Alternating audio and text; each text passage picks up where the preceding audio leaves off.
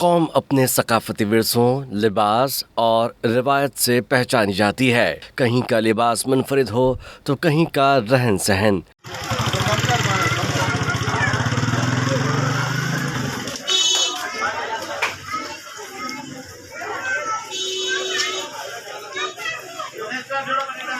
सिंधी सकाफत में हाथ से बनी सिंधी टोपी आज भी लोग शौक से पहनते हैं।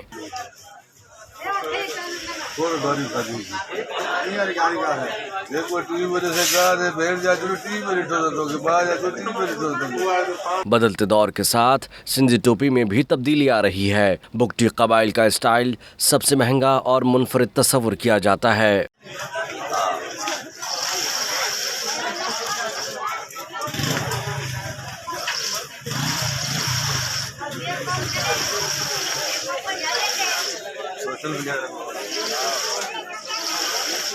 पंजाब के दूर दराज इलाकों से आकर सिंधी टोपी खरीदते हैं।